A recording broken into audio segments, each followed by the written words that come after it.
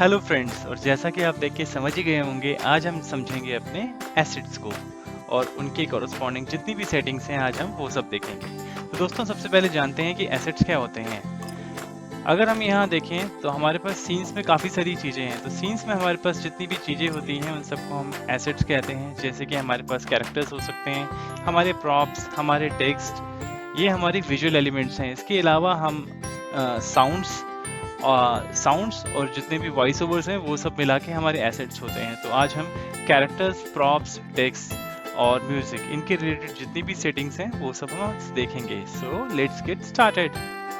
तो दोस्तों, जैसे कि हमने एक शॉर्ट वीडियो बनाया था, इसमें आपने देखा कि हमने दो कैरेक्टर्स ऐड कर रखे हैं, एक प्रॉप ऐड किए हैं और दो हमारे पास टेक्स्ट हैं। तो इसमें हमने अलग अलग सेटिंग्स कर रखी है। अगर हम बात करें कैरेक्टर्स और प्रॉप्स की, तो कैरेक्टर्स और प्रॉप्स की जो सेटिंग्स होती हैं वो ऑलमोस्ट सेम होती हैं, वो बिल्कुल सेम होती हैं। और जो टेक्सचुअल एलिमेंट्स हैं उनकी जो सेटिंग्स होती है वो थोड़ी सी डिफरेंट होती है, जिसको कि हमने नेक्स्ट स्लाइड में यहाँ दिखा रखा है।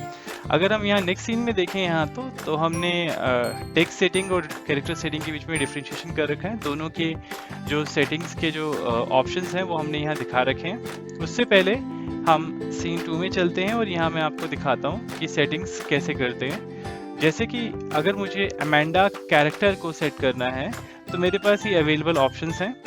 इसमें अगर गियर आइकन पे जाऊँगा तो मेरे पास ऐसी स्क्रीन आ जाएगी जैसे कि हमने सीन 3 में देखी थी। पर इससे पहले हम बाकी के जो ऑप्शंस हैं वो एक्सप्लोर करते हैं। सबसे पहला ऑप्शन है फ्लिप का। अगर मैं फ्लिप करता हूँ तो आप देखिए क्या होता है इसमें। तो यहाँ पे जो अमेंडा का हेयर स्टाइल है वो चेंज हुआ है। सिमिलरली अगर मैं एडम के लिए फ्लिप ऑप्शन यूज़ करता हूँ तो एडम अभी राइट साइड भाग रहा है। उससे फ्लिप करने के बाद एडम की जो पोजीशन है वो लेफ्ट साइड की हो जाएगी। ये मैंने फ्लिप किया, तो फ्लिप का ये पर्पज़ है। इसके बाद हमारे पास ऑप्शन है bring forward and bring front.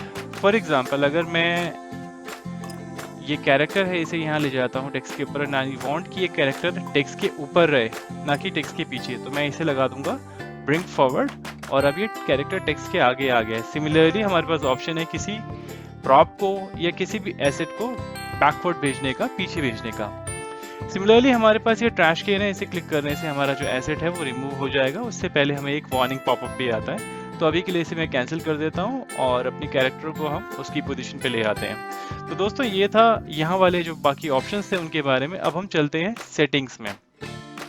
तो दोस्तों, सेटिंग्स के अंदर हम देख सकते हैं कि हमारे जो कैरेक्टर है उसका नाम है, हमारे कैरेक्टर का नाम है अमेंडा आर्म्सअप।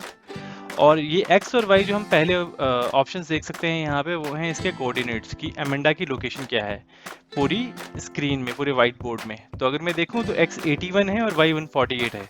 लेट्स से मैं अगर अमेंडा को मूव करता हूँ, आई ब्रिंग अ हेयर, तो उस केस में हमारे जो एक्स और वाई कोऑर्डिनेट्स हैं वो चेंज हो चुके हैं। तो दोस्तों, अगर मैं हॉरिजॉन्टल देखूँ तो ये एक्स है और मैं वर्टिकल देखूँ तो ये वाई है। तो इस तरह से हम कोऑर्डिनेट्स के थ्रू भी अपने कैरेक्टर्स को, अपने टेक्स्ट को, अपने विजुअल एलिमेंट्स को मूव कर सकते हैं स्क्रीन में। तो दोस्तों, इसका फ़ायदा ये होता है कि लेट्स से अगर आपको एक पर्टिकुलर टेक्स्ट है या फिर एक पर्टिकुलर कैरेक्टर है अगले सीन में सेम पोजीशन पे चाहिए, तो उसमें हम यहाँ पे सेम कोऑर्डिनेट्स डाल के उसको सेम पोजीशन पे ला सकते हैं। अब हम बात करते हैं विड्थ और हाइट की। तो अगर अमेंडा की हमें विड्थ या हाइट इंक्रीज करनी है तो हम यहाँ से कर सकते हैं। फॉर एग्जाम्पल, अभी 98 है तो मैं यहाँ पे इनकी विड्थ इंक्रीज करता हूँ लेट्स से टू 150। और जैसे ही मैंने 150 लिखने के बाद यहाँ एंटर दबाया तो हमने देखा कि हाइट भी ऑटोमेटिकली एडजस्ट हो गई है। तो मैंने ओके किया तो ये विड्थ और हाइट दोनों इंक्रीज हो गई हैं। अब मैं चाहूँ तो यहाँ से मैं इसको फिर से रीसाइज कर सकता हूँ। हमारे पास कोने में ये सारे मार्कर्स हैं, इसके थ्रू हम अमेंडा को रीसाइज कर सकते हैं।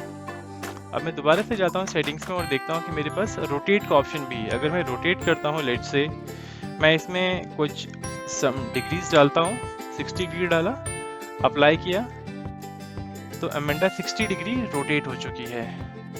और अगर सेम चीज़ मुझे यहाँ से करनी है तो मेरे पास यहाँ से भी ऑप्शन है इस चीज़ को करने का। तो मैं एक बार कंट्रोल Z करता हूँ जिससे अमेंडा फिर से अपनी ओरिजिनल पोजीशन में आ जाए। और अब हम जाते हैं यहाँ, देखते हैं हम फ्लिप का ऑप्शन। तो फ्लिप में हमारे पास ये ऑप्शन है, या तो नन है या हॉरिजॉन्टल है। तो फ्लिप का जैसे दोस्तों मैंने ऑप्शन दिखाया यहाँ पे, फ्लिप उस तरह से काम करता है। अगर हम यहाँ की बात करें तो हम इसकी कैरेक्टर की जो आउटलाइन है उसको हम चेंज कर सकते हैं। लेट्स से अगर मुझे ये कलर पसंद है तो मैं ये अप्लाई करके ओके कर सकता हूँ और यहाँ पे ये कैरेक्टर का जो आउटलाइन है वो चेंज हो चुकी है। अगर मैं बाकी ऑप्शंस की बात करूं तो यहाँ मेरे पास ओपेसिटी भी है। अब दोस्तों ओपेसिटी को हम एक एग्जांपल से समझते हैं। अभी हम देख सकते हैं कि जो ओपेसिटी है वो 100% है। मैं एक काम करता हूँ, जो हमारे पास ये पॉट है इस पॉट को मैं अमेंडा के बैक में ले आता हूँ। अब हम देख सकते हैं कि जो पॉट है वो काफ़ी हद तक छुप चुका है अमेंडा के लेग्स के पीछे। अब मैं यहाँ पे ओपेसिटी चेंज करता हूँ, तो 100% हमारा मैक्सिमम है, इसको मैं हाफ कर देता हूँ अप टू 50%, और अब मैं अप्लाई करता हूँ। तो दोस्तों अब हम देख सकते हैं कि जो अमेंडा का जो पूरा जो कैरेक्टर है वो उसकी ओपेसिटी 50% हो गई है। इसका मतलब उसकी बॉडी के थ्रू लाइट पास कर सकती है और इवन उसके जो पीछे के ऑब्जेक्ट्स हैं वो भी दिख सकते हैं। तो अगर ओपेसिटी हमारी 0% हो जाएगी तो बेसिकली हमारा जो कैरेक्टर है पूरा ट्रांसपेरेंट हो जाएगा। तो कैरेक्टर के पीछे जितने भी ऑब्जेक्ट्स होंगे वो सब हमें पूरे एग्जैक्टली क्लियर दिखेंगे। तो ये होता है ओपेसिटी का पर्पस। तो अभी हम इसको 100% कर देते हैं। इसके बाद दोस्तों हम देख सकते हैं हमारे पास एनिमेशन से और एनिमेशन की साउंड है। तो एनिमेशन दो टाइम पे हो सकती है, जब ये कैरेक्टर हमारा स्क्रीन पे उभर के आएगा पहली बार, या फिर जब कैरेक्टर स्क्रीन से जाएगा। तो कैरेक्टर स्क्रीन से कब जाता है? जब हमारा सीन चेंज होता है। और कैरेक्टर स्क्रीन पे कब आता है? जब हमारा सीन, हम पुराने सीन से नए सीन में आते हैं। तो दोस्तों उस टाइम पे कैरेक्टर एनिमेशन में क्या करना है, हमें ड्रॉ करवाना है, और एग्जिट के टाइम पे हमारे पास या तो कुछ नहीं करवाना है या फिर इरेज करवाने का ऑप्शन है। साथ में ही हम साउंड भी यूज़ कर सकते हैं। कितनी देर तक एनिमेशन चलेगी वो भी हम यहाँ पे फिक्स कर सकते हैं। अगर मैं अप्लाई करूँ यहाँ पे और मैं जो हमारा ये पॉट था इस पॉट को वापस उसकी ओरिजिनल पोजीशन में ले आता हूँ, और मैं लेफ्ट से सिर्फ इसी को प्ले करता हूँ, प्रीव्यू करता हूँ।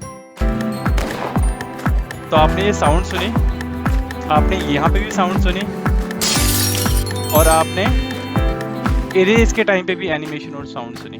तो आपने दोस्तों देखा कि जब ये कैरेक्टर ड्रॉ हुआ तब भी साउंड आए, और ड्रॉ के जो कैरेक्टर के आने के टाइम पे जो एनिमेशन थी वो ड्रॉ वाली थी, और जब हमने ये टेक्स्ट ड्रॉ किया तो उस टाइम पे भी हमारी साउंड आए, और जब ये एग्जिट हुआ तो हमारे पास इरेज की एनिमेशन आई और उसके साथ में रिस्पेक्टिव साउंड्स आए। तो दोस्तों ये था एग्जिट और एंट्री साउंड्स के बारे में। अब दोस्तों यहाँ पे हमारे पास एक ऑप्शन है इन्वर्ट का। चलिए इसे लगा कर देखते हैं हमारे पास कुछ फर्क पड़ता नहीं पड़ता। अप्लाई किया, ओके। तो हम देख रहे हैं यहाँ पे कुछ कलर सा चेंज हो गया है। हम एक काम करते हैं, अब इसको समझने के लिए हम अपना जो बोर्ड है उसको चेंज कर देते हैं। हम इसको कर देते हैं डार्क चाक बोर्ड। अप्लाई करते हैं तो अब हम देखेंगे कि यहाँ पे हमारा कुछ टेक्स्ट लिखा हुआ था बट वो इस चाक बोर्ड पे आने के बाद वो विजिबल नहीं है। तो दोस्तों यहीं पे ये हमारा जो इन्वर्ट का जो ऑप्शन है ये यूज़फुल होता है। तो अगर मैं टेक्स्ट की सेटिंग्स देखूं तो यहाँ पे भी हमारा पास इन्वर्ट का ऑप्शन है। तो अगर लेट से हमारा बोर्ड टाइप चेंज करने पे हमारा कोई भी ऑब्जेक्ट, कैरेक्टर, हमारा कोई टेक्सचुअल एलिमेंट अगर नहीं दिखता है तो उसके लिए फिर हम इन्वर्ट फंक्शनलिटी का यूज़ करते हैं, जिससे कि वो उस पर्टिकुलर बोर्ड टाइप में विजिबल हो जाए। अब लेट से मैं इसे ऑन करता हूँ और अप्लाई करता हूँ, फिर देखते हैं कि हमारा जो ये टेक्स्ट है नज़र आता नहीं आता स्क्रीन पे। तो दोस्तों हमने देखा कि ये टेक्स्ट नज़र आ गया है। सिमिलरली अगर मैं यहाँ पर जाकर इसमें इन्वर्ट ऑफ करता हूँ तो हमारा एक कैरेक्टर इस तरह से है। तो इन्वर्जन का यूजुअली ज़्यादा यूज़ होता नहीं है। डूडली अपने आप ही हमारे बोर्ड टाइप चेंज होने पे इन्वर्ट कर देता है, पर कभी कभी हमें इसकी ज़रूरत पड़ सकती है। तो उसके लिए हमने ये समझा है कि इन्वर्जन का ऑप्शन क्या करता है। साथ में हमारे पास डूडली रेनबो का ऑप्शन है, जो कि हमारी स्टैंडर्ड मेंबरशिप में without any doodly rainbow add on off रहेगी। इसको ऑन करने पे हमारा जो कैरेक्टर्स हैं, हमारे जो कॉरस्पॉन्डिंग प्रॉप्स हैं, उसमें कलर्ड के ऑप्शंस भी आ जाते हैं। दोस्तों ये देखा हमने कैरेक्टर्स का ऑप्शन। अब हम इसे दोबारा व्हाइट बोर्ड में चेंज कर देते हैं। अब हमने देखा कि व्हाइट बोर्ड में चेंज होने पे हमारा टेक्स्ट फिर से गायब हो गया, क्योंकि यहाँ पे इन्वर्ट अप्लाइड है। अब मैं इस इन्वर्ट को ऑफ कर दूंगा तो हमारा टेक्स्ट जो है वो दिखने लगेगा। दोस्तों अब बात करते हैं हम इसके टेक्सचुअल के, जितने भी हमारे पास ऑप्शंस हैं टेक्स्ट एलिमेंट्स के वो देखते हैं। सबसे पहले हमारे पास अलाइनमेंट के ऑप्शन है, अलाइन लेफ्ट, राइट या सेंटर। अगर मैं ये सेंटर करता हूँ तो ये हमारा पूरा टेक्स्ट जो है सेंटर में अलाइंड हो गया। और मैं सेटिंग्स देखता हूँ तो सेटिंग्स में हमने देखा है कि ऑलमोस्ट ऑप्शंस सारे हैं। विड्थ का और हाइट का ऑप्शन यहाँ नहीं है, जो कि कैरेक्टर और प्रॉप्स के लिए आता है। तो हम देख सकते हैं यहाँ कोऑर्डिनेट्स हैं, फॉन्ट हम मुझे स्क्रीन में कहाँ चाहिए, फॉन्ट का साइज क्या रखना है, rotation, colours, opacity, enter, draw animation, invert and totally rainbow. तो ये ऑलमोस्ट वही हैं जो हमने कैरेक्टर्स के केस में देखे। अगर इनका कंपैरिजन करें तो ये फील्ड बाय फील्ड कंपैरिजन है हमारे टेक्स्ट सेटिंग या और कैरेक्टर या प्रॉप सेटिंग का।